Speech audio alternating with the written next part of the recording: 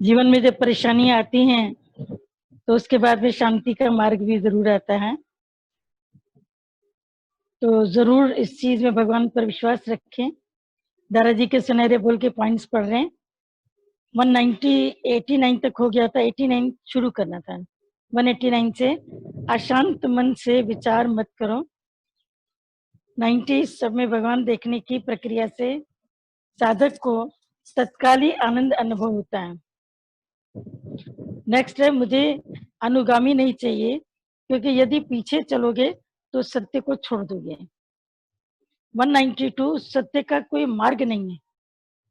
193 यदि तुम एक सर्जन के पास ऑपरेशन कराने जाओ तो वह ऑपरेशन करेगा, उसमें तुम्हें दर्द होगा, पर इसमें भी डॉक्टर की तुम पर कृपा है। इसी प्रकार यदि मैं कुछ कटु शब्द बोल भी देता हूँ तो इसका अर्थ यह नहीं है कि मेरे दिल में तुम्हारे लिए प्रेम नहीं है। 194 कर्म से अज्ञान का नाश नहीं होगा, केवल ज्ञान से ही अज्ञान के नाश में समर्थ है। 195 मन ही स्वर्ग को नरक बना डालता है, विचारी सब मुसीबत की जड़ है। भगवान ने इसमें 2-3 बातें बोली हैं मिली जुली।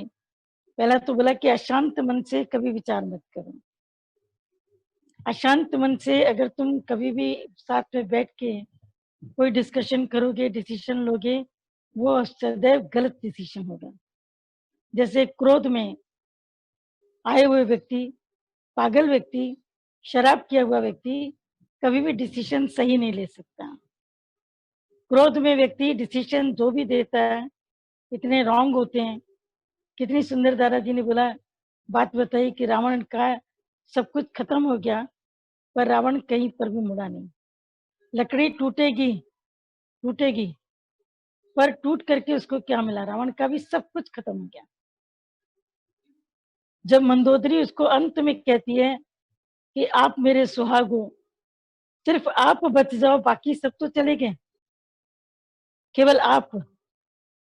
तब भी रावण ने कहा कि मैं राम से हार नहीं मानूंगा, मुड़ा नहीं। तो जो लकड़ी मुड़ती नहीं वो धनुष नहीं बनती है। धनुष बनाने के लिए कौन सी लकड़ी चाहिए? जो शेप ले सके। गुरु को कौन सा व्यक्ति चाहिए सत्संग में? जो शेप ले सके गुरु के अनुसार। जो शेप लेने के लिए रेडी नहीं है, अपने शेप को बरकरार रखता है, अपने विचार, अपने ख्यालात, आई एम राइट, मैं कल भी राइट था, मेरे को रॉन्ग समझा जाता है, मेरे को बोला जाता है, I am I am I am I am जो बोलता रहता है, तो हम देखते हैं कि वो लकड़ी टूट जाती है, लेकिन कभी भी धनुष नहीं बनती, उससे कभी भी तीर नहीं चल पाते हैं। कुछ भी बनने के लिए लकड़ी में एक झुकाव, मोड़ होना चाहिए। कभी आप घरों में जाओ, फर्नीचर बना रहता है या कोई डोर होता है जिसमें आर्च बना होता है, तो आपको कभी ख्याल नहीं चलता है कि लकड़ी तो सीधी होती है, ये आर्च कैसे बन गया? तो आर्च बनाने की जो लकड़ी होती है, कर्व बनाने की जो लकड़ी होती है, वो दूसरी होती है। दरवाजे की चौखट बनाने की जो लकड़ी होती है वो दूसरी होती है। फर्नीचर की लकड़ी अपने को मोल्ड कर लेती है बड़े के हिसाब से। बस ऐसे ही आप भी समझो कि आप कोमल लकड़ी हो या मोटा लकड़ी का बुंड हो। अहंकार इतना है, मतलब 1 लख पूत 1.25 लख नाती, 1 लख पूत 1.25 लख नाती, इस रावण घर दिया न बाती। 1 लाख उसके बेटे थे, 1.25 लाख उसकी नातियां थी, नाती थी, उसके नाती थे। 1 लख पूत 1.25 लख नाती, और रावण घर दिया न बाती। रावण नाम लेने वाला, उसका चिराग जलाने वाला कोई भी नहीं। इतने साल के बाद में राम मंदिर बना ना, मतलब बनने की शुरुआत तो होगी, भूमि पूजन हो गया। रावण का नाम तो कहीं पर भी आप श्रद्धा से नहीं ले पाती हो, जबकि उसमें बहुत क्वालिटीज थी। रावण के पास सब कुछ था पर गुरु मत नहीं थी। तो चलना मेरे मन गुरु के इशारे। तो जो गुरु के इशारे को समझ जाता है वो लाइफ में ठोकर खाता है पर संभल जाता है। पर जो गुरु के इशारे को नहीं समझता है वो ठोकर तो खाता है लेकिन डूब जाता है, टूट जाता है। तो गुरु का इशारा आज भी क्या है कि नम्रता नम्रता नम्रता, मुड़ना सीखो, झुकना सीखो, मोल्ड होना सीखो, जो मोल्ड नहीं होते वो ओल्ड हो जाते हैं। आपने अक्सर बुड्ढों को देखा होगा, अड़ जाते हैं तो अड़ जाते हैं। फिर बच्चों के दिल में उसके लिए कितना प्यार होता है। आपने अपने घरों में देखा होगा, जिस व्यक्ति के अंदर घर में नम्रता नहीं होती, ऐंठन होती है, अकड़न होती है, जकड़न होती है, उसके लिए बाकी के मेंबर्स में प्यार कितना होता है। एक डर होगा, डर की वजह से वो जीव-ज़ूरी करेंगी, क्योंकि पावरफुल व्यक्ति है, पैसा उसके पास है या उसके पास में बोलने की ताकत है, वो समाज को भ्रमित कर सकता है, ऐसे के आगे आप झुक करके चलते हो, झुक करके चलते हो। लेकिन अंदर से कभी आप उसकी इज़्ज़त नहीं करोगे। यानी अंदर से मुड़ा हुआ है, तो सब उसके आगे आते हैं और सब उसके आगे झुकते हैं। दादा भगवान ने बताया, बोला मेरे गुरु ने मुझे कहा था, मंगन तू मेरे आगे झुका है, अब सारी दुनिया तेरे आगे झुकेगी। क्यों बड़े दादाजी के सामने सारी दुनिया झुकी, माता भगवान के आगे सारी दुनिया झुकी। आज भी आप देखो दादाजी कहीं खड़े हो जाएँ, तो पब्लिक ऐसे भागती है। कभी पचमढ़ी में, माउंट में जो नहीं गए हैं, वो कभी उनका सीन देखना कि जिस वक़्त वो भागते हैं, वो दादाजी के पीछे बिल्कुल किसी भी तरीके से खाली 1 सेकंड वो मिल जाएँ, 1 सेकंड बात कर लें, 1 सेकंड हमारी बात को सुन लें। क्यों? दुनिया के अन्य इस उम्र के लोगों के लिए तो नहीं होता, क्योंकि उन्होंने अपने जीवन को गुरु के आगे मिटाया। जो गुरु के आगे मिटे हैं, मर के मिट्टी हुए, अपनी चॉइस नहीं रखी। मेरी ये चॉइस है, मेरी ये चॉइस है, मुझे ये करना है, मुझे ये नहीं करना है। वो खाली ड्यूटी पर नहीं चले कि मेरी ये ड्यूटी है, मेरी ड्यूटी है। जो ड्यूटी पर चले, उनकी ब्यूटी खत्म हो गई, वहीं के वहीं रह गए। जो सेवा में रहे, वो हर काम में तत्पर रहे। उन्होंने कभी ये नहीं सोचा कि मेरा ये डिपार्टमेंट है, तो मैं ये क्यों करूँ? मेरा वो डिपार्टमेंट है, तो मैं वो क्यों करूँ? ऐसा नहीं किया। Services are rendered and duties are performed. Duties जो होती है उसको निभाना पड़ता है और सेवाएँ दी जाती हैं, प्रदान की जाती हैं। तो सेवक कहलाना तो बहुत आसान है। साधु चवाएण मतलब सबल हो। अपने को साधु कहलाना बड़ा सबला है, बड़ा आसान है।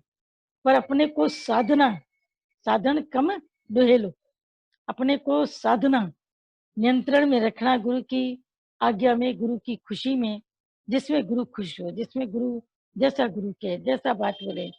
कइयों के भाई मंद के दृष्टांत के बारे में एसएमएस आए थे, बोला ये हम लोग को दिल तक झकझोर गया। ठीक है, कोई-कोई मिसाल ऐसा होता भी है, लेकिन क्या आप भाई मंज बनते हो? आपको लगता है कि गुरु क्या भी काम करवाए? भाई मंज कोई छोटा-मोटा व्यक्ति नहीं था, रसूखदार व्यक्ति था, पैसे वाले घर का व्यक्ति था।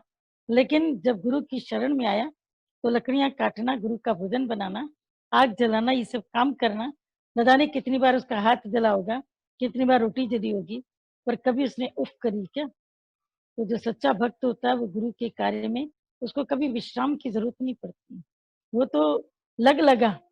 आज भी हम दादाजी को देखते हैं, हैरान होते हैं।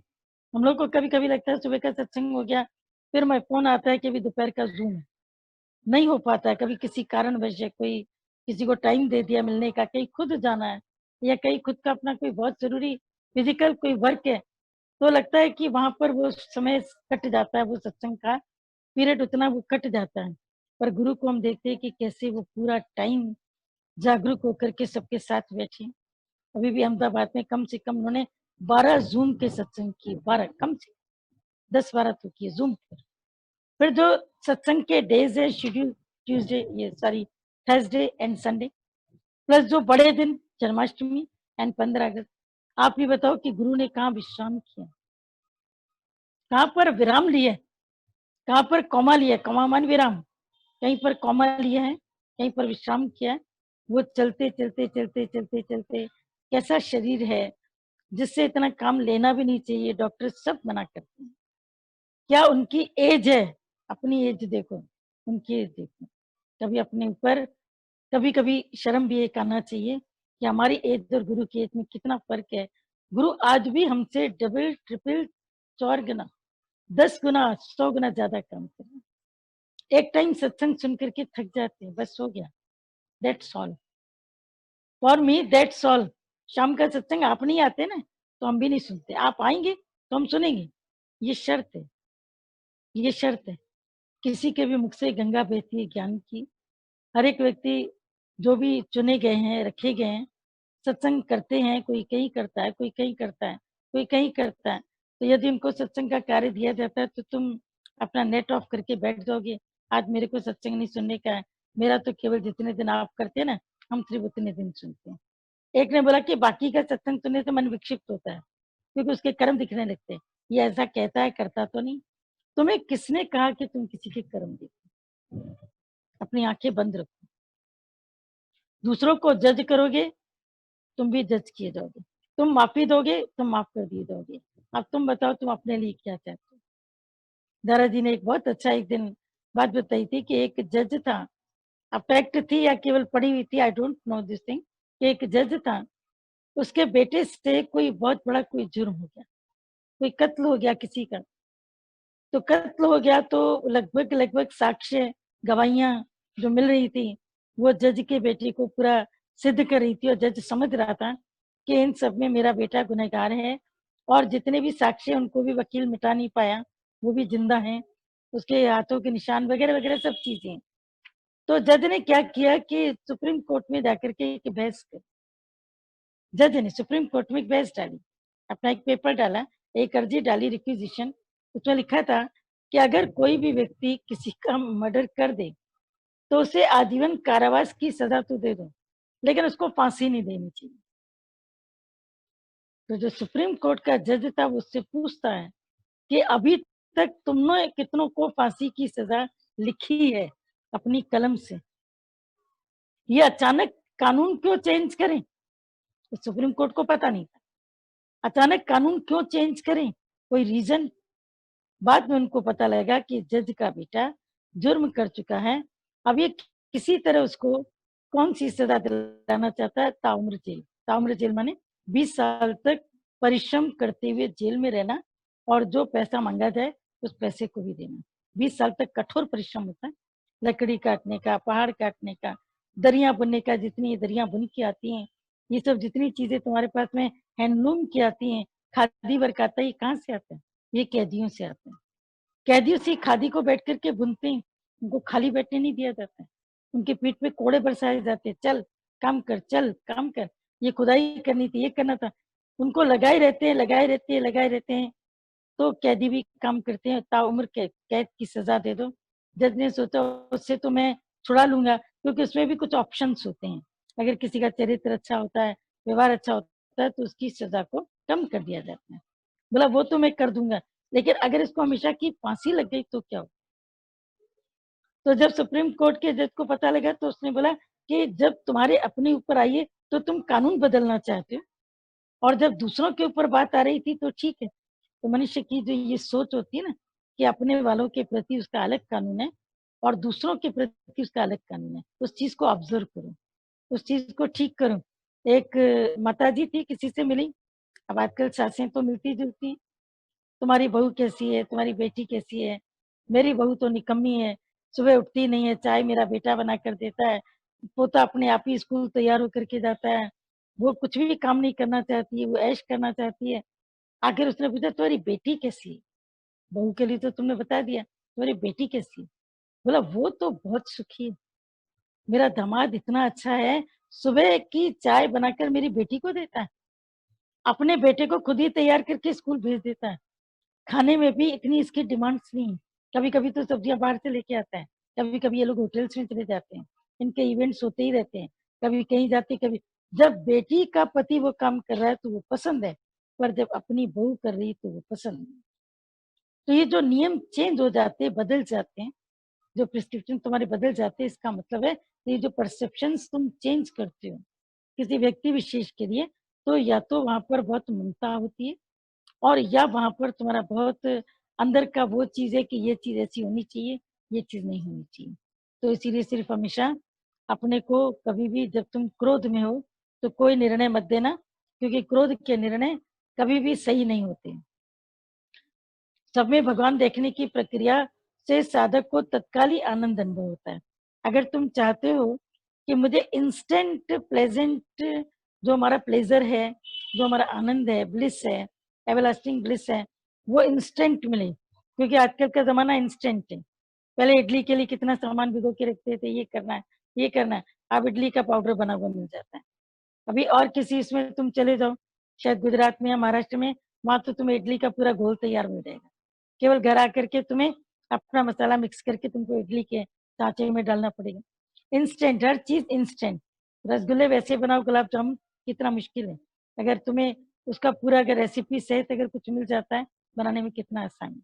तो हर व्यक्ति आजकल इंस्टेंट चाहता है।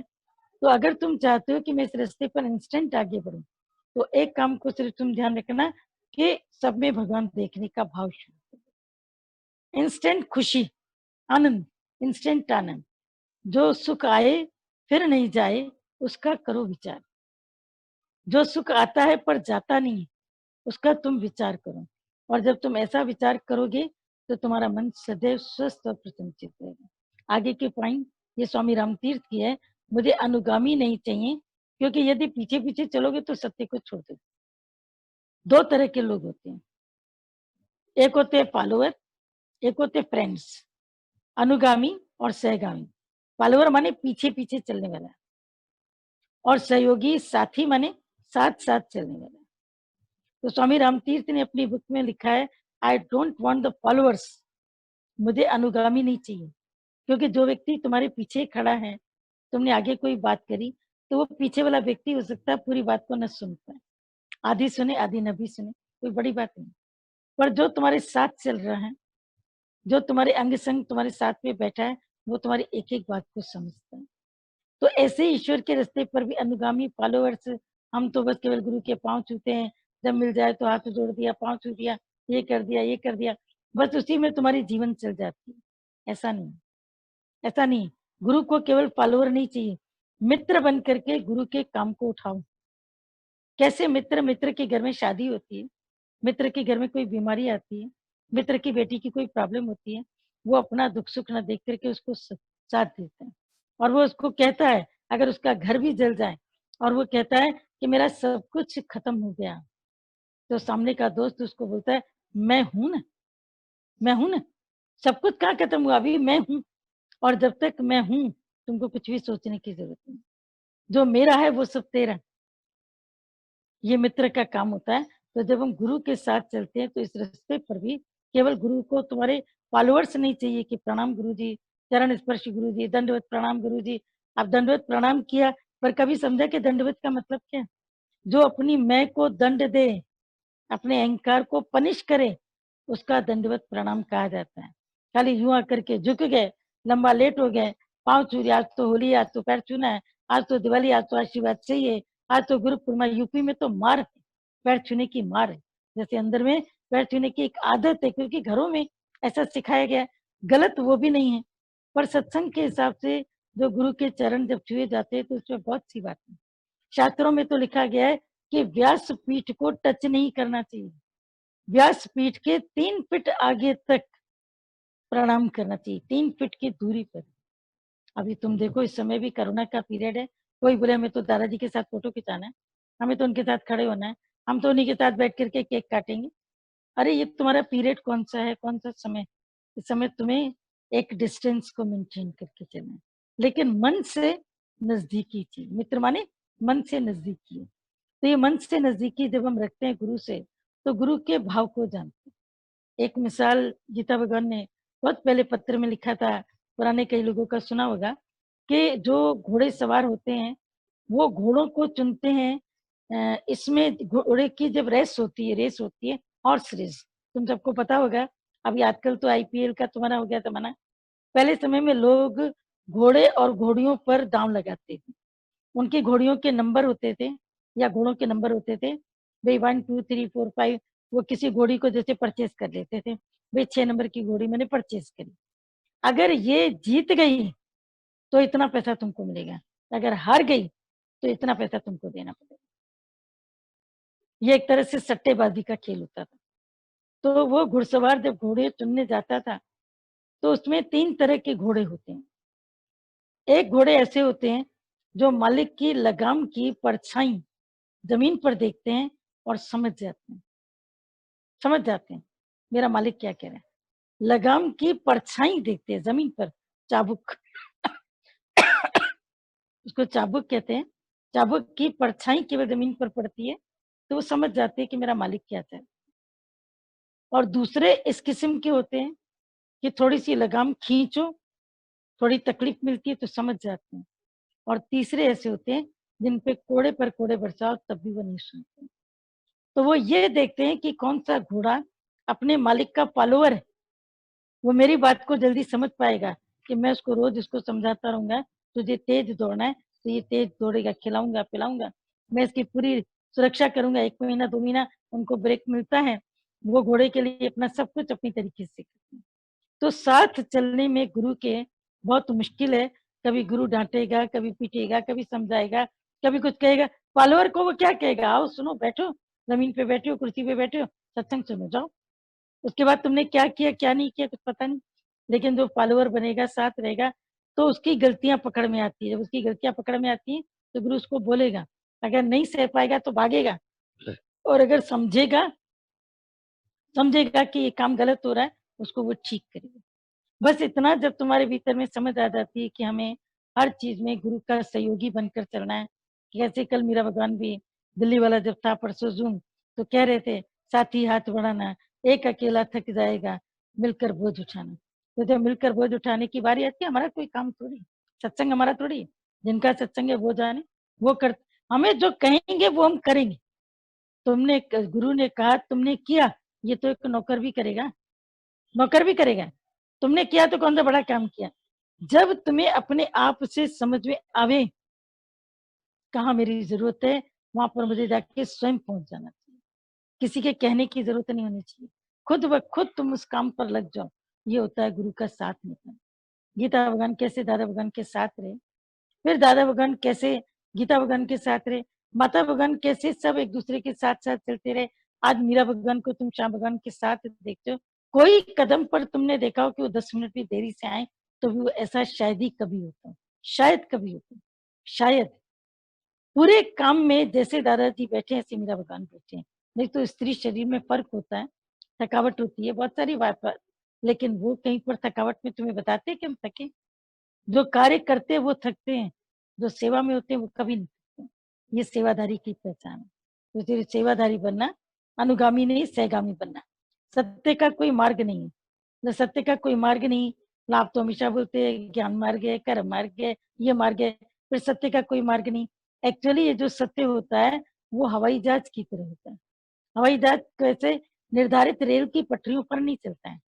रेल जो है, जो ट्रेन है वो पटरी पर चलती है, उसकी पटरी नीचे जमीन पर बिछी है। वो अपनी जगह छोड़ के अगर दूसरे की पटरी पर चले जाए तो एक्सीडेंट हो जाएगा तुरंत का तुरंत, लाखों आदमी उसी समय मारे जाएंगे। लेकिन तुम दूसरी तरफ से तुम ये देखना कि कैसे जो प्लेन होता है ये आकाश में चलता है, उसको पता है कि दिशा कौन सी है। लेकिन फिर भी अगर अचानक कोई आंधी आता है, तूफान आता है, बारिश आती है, तो वो अपनी दिशा को बदल भी देता है। ट्रेन नहीं बदल सकती है, लेकिन प्लेन अपनी दिशा को बदल देता है। तो सत्य का कोई मार्ग नहीं है जहां हमको चलना है। सत्य एक जीवन की स्थिति है जहां हम पहुंचे हुए हैं, केवल हमको उसको रियलाइज करना है।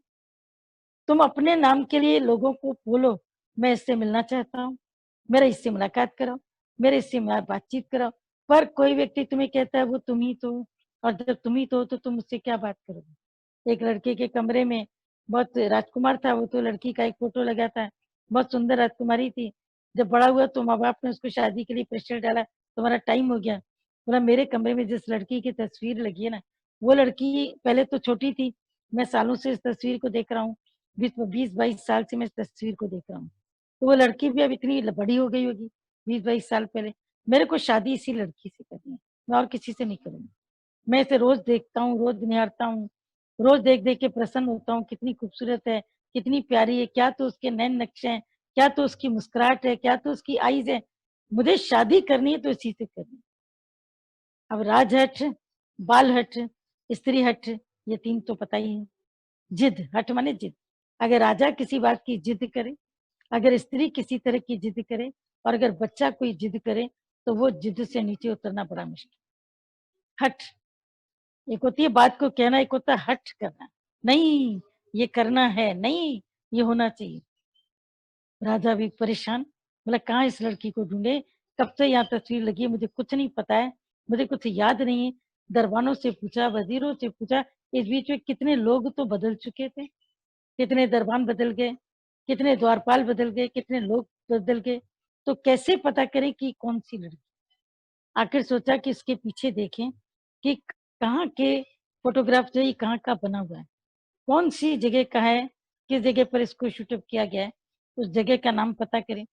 तो जब उस स्थान का नाम पता किया गया कि ये इस साइड फोटोग्राफर के यहाँ से फोटो बनी, तो वो फोटो लेकर के उसके पास में पहुंचा। तो देख करके हैरान हो गया कि ये सेम फोटो उसकी अपनी शोकेस में भी रखी हुई, क्योंकि खूबसूरती थी नेचुरल। तो उसने बोला कि ये फोटो आपने कब निकाली, आपको कुछ याद है? बोला इतने साल हो गए, 25 साल पहले, अभी थोड़ी याद होगा कि ये कौन है, कहाँ की लड़की है क्या नहीं है। लेकिन ये हुक्म राजा की तरफ से, जब उसे पता लगा कि ये हुक्म राजा की तरफ से और तुमको तहकीकात करके 1 हफ्ते के अंदर बताना है कि ये बेटी किसकी है और अब इस समय वो कहाँ है, इसकी शादी हुई है कि नहीं। तब जिस वक़्त वो तहकीकात पर लगा, क्योंकि राजा की तलवार अगर लटक रही हो, तो बड़े-बड़ों का दिमाग जो है ठिकाने आ जाता है। अब उसको काम करना है तो करना है, क्योंकि राजा का काम है। जिस वक़्त वो कार्य पर लगा, कार्य पर लगते-लगते तह में गया, तो उसने क्या पाया कि एक लड़का किसी स्कूल में प्रोग्राम करता था। वो लड़का लड़की के कॉस्ट्यूम में रेडी हुआ था। जैसे आप लोग प्रोग्राम करते हैं, तो लड़के का काम भी लड़कियाँ ही करती हैं, लेडीज़ ही होती हैं। तो कोई पुरुष तो कम ही रखते हैं, बहुत कम, रेयरली रेयरली कहीं पर होता है। हर जगह पर आप देखो तो लेडीज़ ही होती हैं प्रोग्राम्स के बीच में। तो उसने कहीं पर प्रोग्राम किया था छोटी बच्ची ने, लेकिन राजकुमारी का ड्रेस पहन करके किया था और था वो लड़का लेकिन राजकुमारी की ड्रेस में उसने प्रोग्राम किया था। तो ये तस्वीर उस लड़के की। अब वो प्रश्न उठा कि उस लड़के का पता करो कि वो लड़का कौन है, वो लड़का कौन? तो पता चला कि वो लड़का यही राजकुमार था। इसी राजा का बेटा था, फलाँ स्कूल में पढ़ता था, वहीं पर उसने कोई कॉस्ट्यूम गर्ल्स की पहनी थी और वो फ़ोटो उसकी इतनी अच्छी बनी थी कि घर वालों ने अपने उसके बेडरूम में लगा रखी थी। और लड़के को उसको समझ के, उसको देख के वो उससे प्रीत कर रहा था। तो जैसे लड़का उस लड़की को दूसरा जान के प्रीत कर रहा है, लेकिन है तो वो स्वयं। अब जब उसको पता लग गया, तो वो जिद करेगा कि मेरे को इससे शादी करनी? आप खुद बताओ, नहीं करेगा, क्योंकि उसे पता लग गया कि ये मैं हूँ। ऐसे ही सब घट मेरा साइयाँ, सोनी सेज न कोय, पर बलिहारी वा घट जाइए, जागट पर घट हो। गुरु से हमें वो जो ओज मिलता है, उसके ऊपर पूरे जीवन को बलिहार करो, पूरे जीवन को तुम अपने कुर्बान करो। मतलब ये दादा जी ने आखिरी में इसमें बोला है कि यदि तुम सर्जन के पास जाते हो तो वो सर्जरी करता है, तो कहीं चीरा लगाएगा, कहीं कुछ कटेगा, कहीं फटेगा, कहीं इंजेक्शन लगाएगा, फिर सुई भी लगाएगा, ऑपरेट करके कुछ निकालना है, एक्सट्रैक्ट करना है तो वो भी निकालेगा। उस समय तुम्हें दर्द पीड़ा नहीं लगेगी क्योंकि तुम एनेस्थीसिया में। पर जब आँख खुलती है ऑपरेशन के बाद में, तो इतना दर्द होता है, इतनी तकलीफ होती है कि जिसका ऑपरेशन हुआ वही बता सकता है। फिर उसके ऊपर डॉक्टर का फरमान 24 घंटे पानी नहीं देना है और कभी-कभी तो जो डेलिकेट ऑपरेशन होते हैं 72 आवर्स इसको पानी नहीं देना है और उसको पानी की प्यास लगती है। वो पानी माँगता है, खाना नहीं माँगता है। पानी, पानी, पानी। तो हल्के से नैपकिन को गरम ऐसा करके पानी में डिप करके उसके होंठों पे लगा देते हैं। पानी नहीं पी सकता। कितना उसको दर्द, कितना पेन होता है। लेकिन वो पेन अच्छाई के लिए। क्योंकि तुम्हारी वो चीज़ जो तुमने डैमेज करी थी, उसको निकाल दिया। तो जब कभी भी गुरु तुम्हारे ऊपर गुस्सा करें या कुछ भी बोले तो तुम गुरु को छोड़ के भागने लगते। अक्सर करके लोग छोटी-छोटी बातों पर सत्संग पे निशानी बना देते हैं। क्या सत्संग में भी ऐसा होता है क्या? दुनिया में तो होता है, सत्संग में भी होता है। पर हम तुमसे पूछते हैं कि तुम दुनिया में भी ऐसे ही थे, सत्संग में भी ऐसे ही हो? दुनिया में भी कर्म देखते थे, सत्संग में भी कर्म देखते हो। दुनिया में भी किसी को एक्सेप्ट नहीं किया, सत्संग में भी तुम किसी को एक्सेप्ट नहीं कर पाते। तुम अपने से सवाल पूछो। तुम दूसरे से पूछते हो ना, हम कहते हैं अपने से पूछो। मैं सत्संग में आकर के कितना चेंज हुआ, मुझे क्या ज़रूरत है ये जानने की कितना पुराना सत्संग, ये कितने साल से जानता है, मैं नहीं जानता। ये कितने साल से भी जाता हूँ, मुझे कोई मतलब नहीं। मैं इतने टाइम से चेंज हुआ। मैं डीओजी से जीओडी बना। पहले मैं डीओजी था, दूसरा देखता था। आज भी सत्संग में आने के बाद में मैं दूसरा ही देख रहा हूँ, तो मैं जीओडी कहाँ हूँ? मैं तो वही डीओजी हूँ। तो बाहर का लिबास बदल देने से कोई भी व्यक्ति महाराजा नहीं हो जाता। कोई भी व्यक्ति प्ले करने से वैसा स्वरूप नहीं हो जाता है कि भाई इसने प्ले किया एक अमीर व्यक्ति का तो ये अमीर है। नहीं, नहीं, एक्टरों की हालत कभी तुम जाके देखना कि वो जो नीचे से ऊपर उठे हैं, कितनी गरीबी, कितनी मुफलसी, कितनी स्ट्रगल कर करके उन्होंने इस एक्टिंग के कार्य को किया। तभी वो लगे रहे। उनको नेम एंड फेम मिला, पैसा मिला आगे चल करके। लेकिन उनकी पहले की मेहनत देखो तो तुम हैरान हो जाओगे कि लक्ष्य के प्रति, दुनियावी लक्ष्य के प्रति वो कितने एकाग्र होते हैं, कितना स्ट्रगल करते हैं। और हम लोग को सत्संग में क्या स्ट्रगल करना पड़ता है। हर जगह पर गुरु वेलकम देता है, प्रेम देता है, फिर भी मन क्या देखता है, अगले को ज्यादा है, मेरे को कम। ऐसा क्यों भाई? अगले को ज्यादा, मेरे को कम। आप ही कहते हैं लव ऑल अलाइक, तो लव ऑल अलाइक तो कोई स्टेट है ना माइंड की। वो कोई अगले के लव ऑल अलाइक में अगर उसने किसी के लिए कुछ किया तो अगले के लिए करेगा। उसके लिए भाव था, या अगले का भावता हो गया, या कोई भी कारण पड़ा निराकार क्या काम कराता है, कैसे काम कराता है, उसके बीच में बाधा मत डालो, तुम्हारी खोपड़ी खराब हो जाएगी। तुम बिल्कुल डिससेटिस्फाइड रहोगे, अंदर से डिप्रेशन के मूड में चले जाओगे। हर चीज में भगवान ने अगर कहीं इंजेक्शन लगाई है तो जरूर किसी अच्छाई के लिए लगाई है। कोई घाव हमारा काट रहा है, दर्द दे रहा है, इसका मतलब है कि उस दर्द से हमको कहीं पर तो आराम मिलेगा, कहीं पर तुम आगे बढ़ेंगे, कहीं पर तो हमारे जीवन का सुधार होगा। तो गुरु की जो डांट है वो हमारे लिए मोहन थाल से मीठी होनी चाहिए। गुरु जो गुस्सो मोहन थाल का मिठो। जब गुरु कभी गुस्सा करे तो तुमको मोहन थाल की मिठाई घर में बनती थी, बेसन की मिठाई होती थी, अभी भी कई लोग उसको बनाना जानते हैं। बहुत उसमें घी भी पड़ा रहता था, मीठी होती थी और टेस्टी होती थी और बहुत दिन चलती थी। गर्मी के दिनों में भी खराब नहीं होती, क्योंकि बेसन भून के बनती थी। तो मोहन थाल की मिठाई इतनी मीठी, तो गुरु का गुस्सा उससे भी ज्यादा मीठा। पर जो गुरु के गुस्से पर घर बैठ गया, किसी के कहने पर घर बैठ गया, तो वो प्यारे कैसा, वो प्रेमी कैसा, वो सत्संगी कैसा? सत्संगी वो जो किसी भी बात से डिगे नहीं।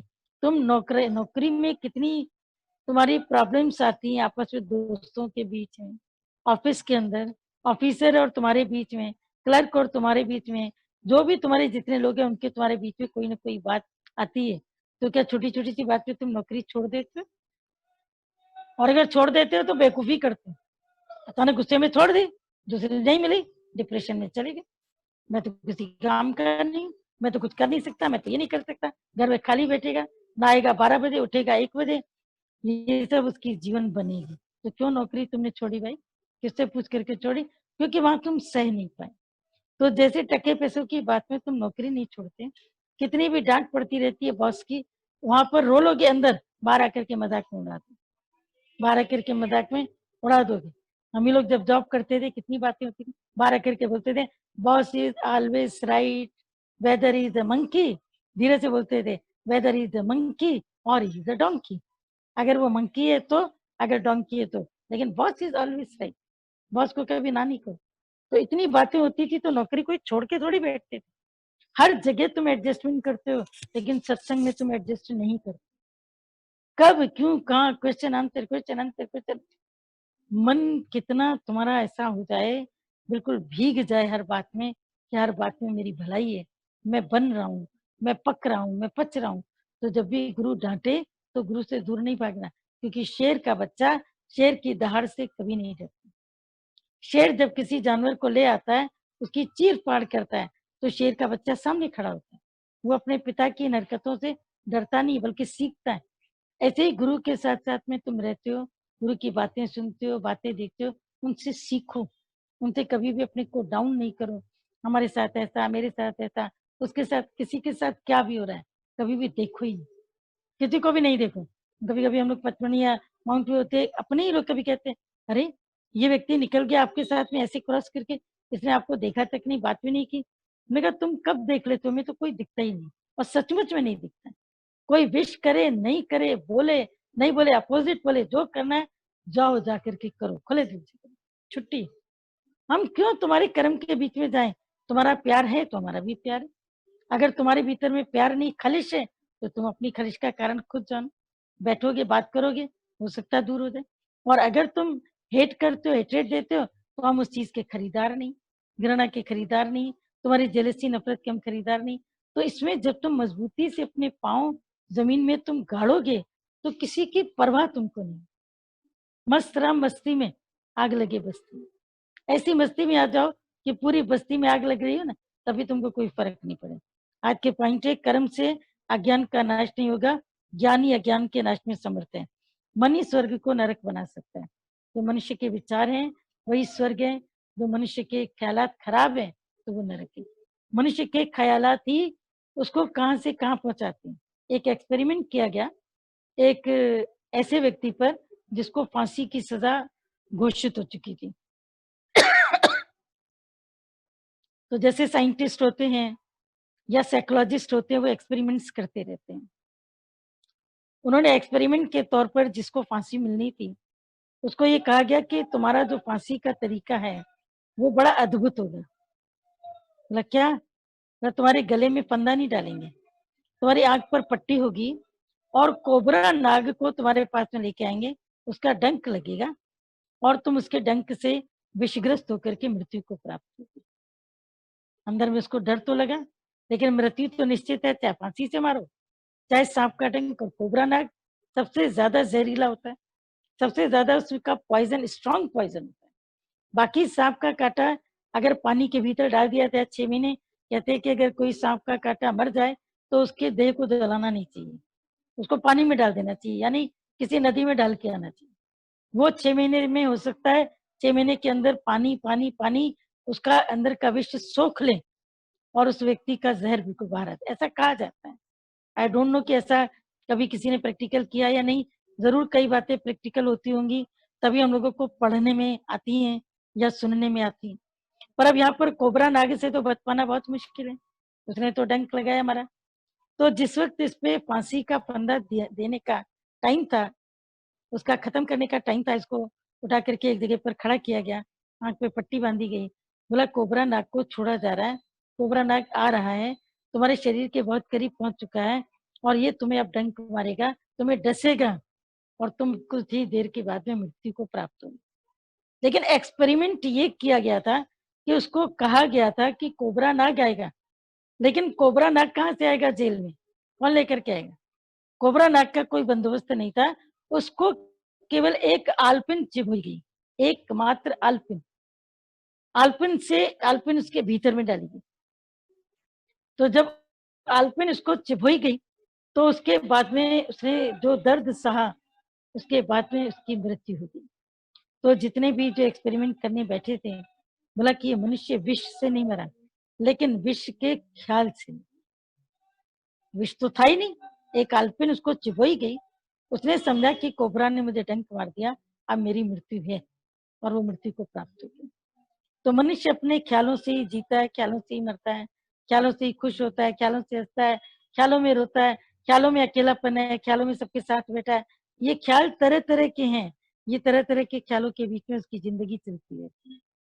तो इसीलिए अपने जो ख्याल गुम कर वो कम न कर, तू वो कम न कर।